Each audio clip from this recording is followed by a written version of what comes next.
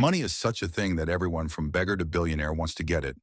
It is not just a piece of paper, but it is an addiction in itself. Money is such a language that everyone knows from PhD clerk to illiterate MLA. It is only money that has made the people living in the forest sit in these cloud-touching buildings, to vehicles that run faster than the wind. Money is a piece of paper which has no value in itself, but it tells you the value of other things. Now the question is, from where did money get so much power? History of money lets us understand in a little detail. Thousands of years ago, humans used the barter system for transactions. Where to buy one thing, you had to give something else. That is, if someone has rice and needs sugar, then he has to find a person who wants to sell sugar and at the same time needs rice. Due to many such problems, people thought something different and started commodity. People made money out of everything that was useful to everyone, and people started doing business through cattle, grain, tobacco, and liquor. But there was a problem with this too. It was very difficult to find out what is the true value of what I have. And the commodity used to get spoiled with time. The animals bought used to die, and the grains used to rot. Now man needed something which was universal, and the coins made of gold and silver started. But this two-legged creature had a problem with this too. Along with carrying heavy gold, there was also the fear of theft. So some goldsmiths and other people together found a solution. He said to the people, "You keep your gold with us, we will keep it safe." In return, that goldsmiths would have given a piece of paper in which it was written, "I have kept this much of your gold," which was called IOU, meaning I owe you, by showing which people could take their gold back anytime.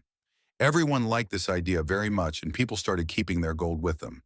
But then after some time, the goldsmiths realized that after making this system, almost no one came back to take their gold.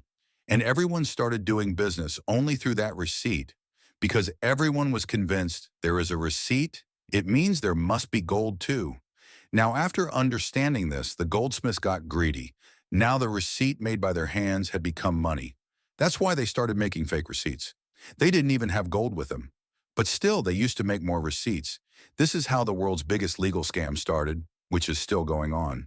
That gold safekeeping shop was the world's first bank, and that receipt was the world's first currency means note. How banks create money? If I ask you how a bank works, then you will say that with the money we deposit in the bank gives loans to others. And by charging some interest on it, the bank earns profit. Simple, right? Now, according to this explanation, the bank operation would be something like this. Like yesterday morning, you went to the bank to deposit 1,000 rupees. You deposited two 500 notes in the bank. What will the bank do after that? They will keep a 10% cash reserve as per the rule, and will give the remaining 900 rupees on loan to someone else.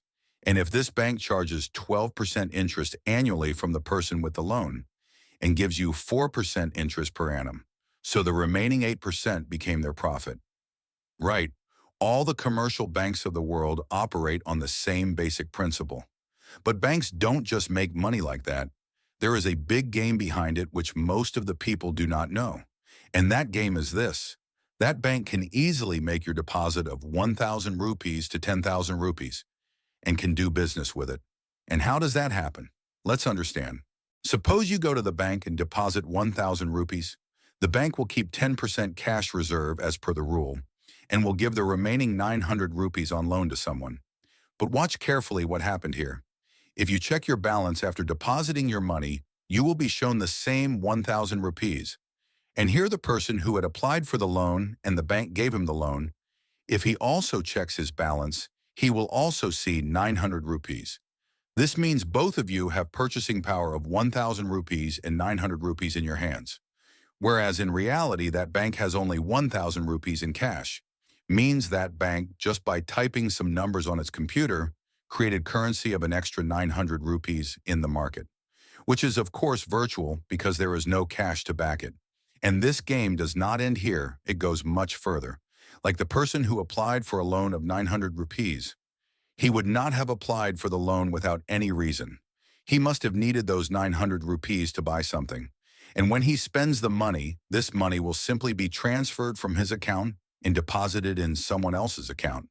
And the bank will again reserve 10% of this 900 rupees and again lend the remaining 810 rupees to someone else. In doing so, a bank simply does business by converting cash deposits of 1,000 rupees into virtual currency up to 10,000 rupees. You think your money is safe in the bank, which you can withdraw whenever you want. But this is not true at all. If only 20 to 30% of people go to withdraw money together, then the bank will not be able to return your entire money to you. Because they don't have all your money, because of the fractional reserve system, it operates only on probabilities. For example, if you add up the bank balance of all the bank accounts in the world and it is 100 rupees, then less than 10 rupees is available in real cash. More than 90% of the rest is just virtual digit, which only you can see on your mobile or computer screen. Money vs. currency boss, this illusion of money has been deliberately made complicated so that the common man cannot understand it easily and remains trapped in this system. People think that currency and money are the same thing, but it is not so. Currency is a medium of exchange, while money itself is a valuable asset. Bundles of 1,000 notes lying in your house will turn into paper overnight if the government rejects them, because it is currency. But the value of the gold coin lying in your house will remain the same as it is. No matter what any government of the world may say, real gold vs. digital gold. Look, boss, whatever other influencers say to you, that buy gold bonds, take digital gold, do this, do that, otherwise you will be taxed on this and that. I would say buy real gold too, because some decisions of life are not taken on the basis of tax. Now, where do you have 500 to 1,000 crores that you have to worry about 2 to 4% tax? And the truth is that only real goods are useful at the time of the pandemic.